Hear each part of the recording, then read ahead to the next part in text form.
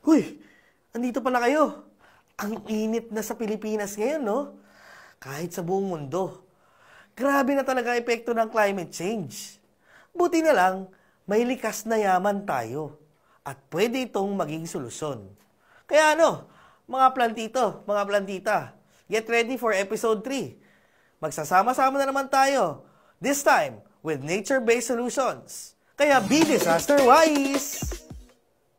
The Philippines is well known for its incredibly diverse ecosystems and for being the native home of several species of plants and animals. Yet despite its wealth of natural resources, it is also extremely vulnerable to the effects of climate change. Kaya naman ang Philippine Red Cross has launched different initiatives and programs para protektahan ang mga community against natural hazards at para na rin ma-address ang environmental challenges at mga impact ng climate change sa bansa.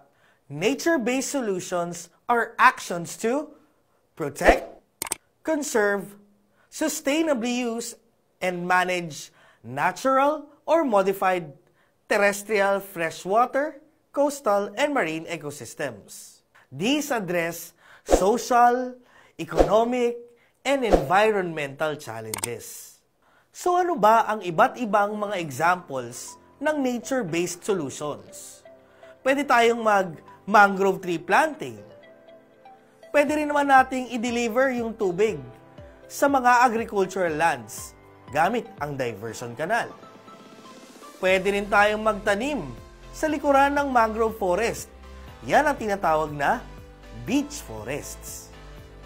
Pwede rin naman tayong magtanim ng fruit trees at forest trees kasama ang agricultural crops. Ang tawag naman dyan ay agroforestry.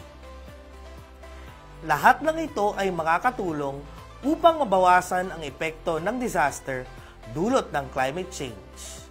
Balikan lang natin mga wais, ang Philippine Red Cross ay nagsagawa at nagsasagawa ng mga proyekto patungkol sa nature-based solutions.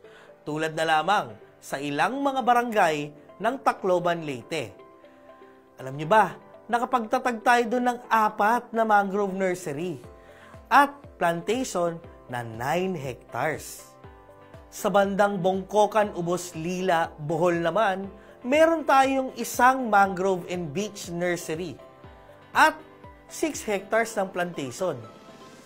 Lahat ng ito ay ini-establish, mine-maintain at minomonitor ng ating Red Cross 143 volunteers.